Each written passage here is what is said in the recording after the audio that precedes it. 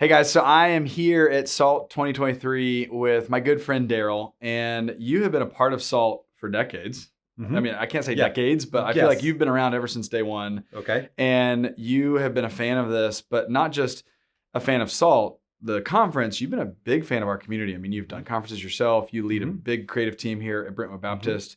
Speak a little bit about kind of why this community matters so much to you. It's a great question. I think it matters on a couple different levels to me. One of the things I love about this community, it's a very giving community. So if I'm ever stuck with a problem, if I met somebody here from SALT, which I've done before, and I've said, hey, how would you solve this problem? Like, it's like a quick, like, here's how I would do it. There's no sense of like, I've got the secret recipe and you just can't have it. It's like, people are very giving. And when you have a giving community, it is almost like I'm Paul and I have a Barnabas walking alongside me, which is wonderful to have.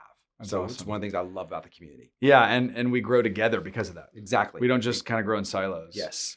So you're here teaching this week. I am. Give me a little preview. What are you going to be bringing? So I've got two sessions. Session today is about transitioning leaders and how do you transition well. I'm going to be with my senior pastor, my current senior pastor, and my former senior pastor of 32 years. So it's the first time actually we've ever had them together on stage. I love it. Post the actual announcement of them transitioning. So that's going to be fun. So it's how do we do that well? How do you treat people well? How do people feel like they're in new hands, the new leadership hands are solid, and that the mission and vision are still going to be executed, that people have bought into. The other part that I'm doing on tomorrow, which I'm really excited about, is creating and leading creative teams that last. Oh. How do you do that? So we're going to walk through like one personality profile that I kind of look for as I'm building a team. It's one that's new to us, but it's really helped figure out what's the good mix of team members. And then we're going to walk through three crucial questions that you need to be asking your team in order to make sure that they last. And if you're asking those questions, your team will last for a lot longer and they'll be more sustainable in the long run. And you're talking about individuals on that team, correct? Yeah. Like the actual human is staying in their role or growing and yeah. How do we develop people on the team? So I'm thinking collectively as a whole, but I really want to get down to the individual. And by the way, that's not just people that are paid. It's like volunteers. How do you equip those people in such a way that they feel that they're growing in their competency, and therefore it's like a cyclical thing that kind of all of a sudden they feel like, okay, I'm more invested in the work that I'm doing. And so it's that whole mix. Do you see any issues or tension that's happening today and like how fast-paced everything's going that new team members just don't feel trained enough to get going, but you don't really have the time to train them? Like, are you feeling any tension in that? Yes. So what I found is there's three elements to that. I found that if somebody feels like they have autonomy in the work they're doing, they feel connected to it, and they feel like they're growing in their competency, those three things kind of kick in like a cycle. And all of a sudden they kind of feel like they're growing, and therefore it's cyclical in nature. So technology's done is all of a sudden it's like, oh my gosh, I don't feel competent. So therefore I don't feel like I have autonomy. I don't feel connected. So what we're having to do is how do we invest in making them get small wins so they feel like they're growing in their competency, which therefore they're more autonomous in what they're doing, and therefore they feel more connected in what they're doing. So that's kind of that cyclical loop that we've kind of developed when it comes to engaging with new technologies that have definitely changed our work. I love that. It creates momentum. It does. It does. Incredible. Yeah.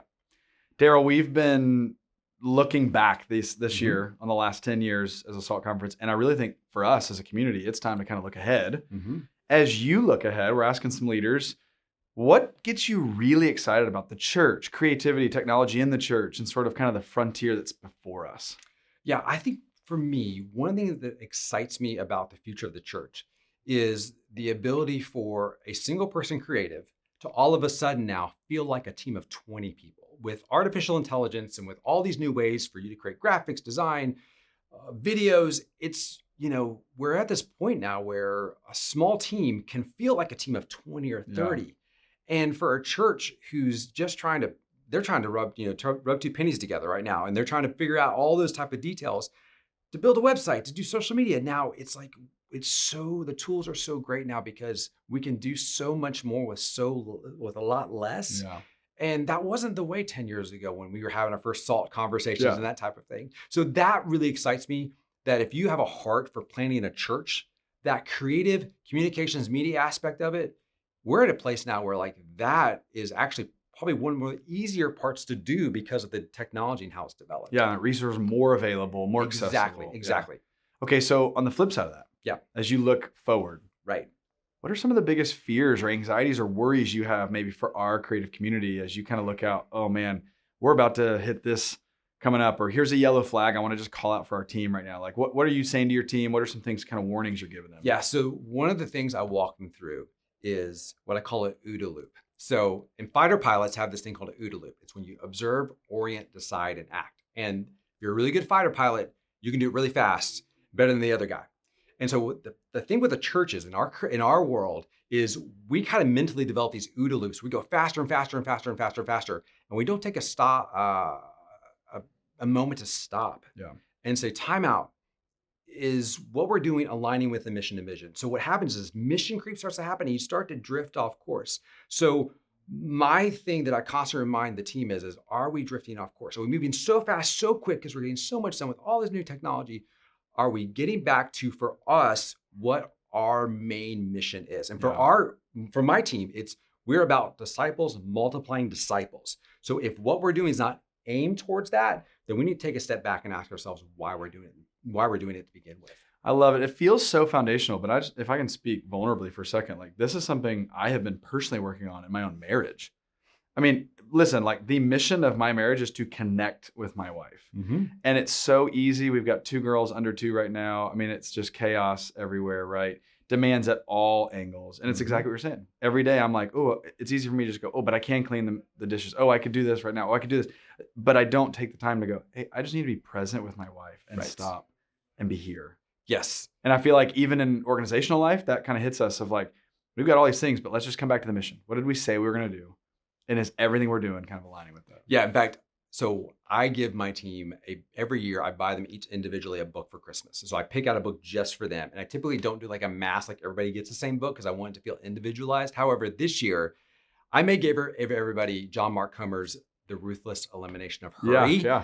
For that very reason right there. Because that book, which is a great resource, it just kind of walks through like, hey, you got to be present in the moment. And I really hope for us as creatives that we take that time to establish that practice because it's only going to make us better in the long run. I love it. Daryl, thanks for being with us. Thanks for having me. Thanks for being a part of SALT community. Appreciate you, friend. Thanks, man.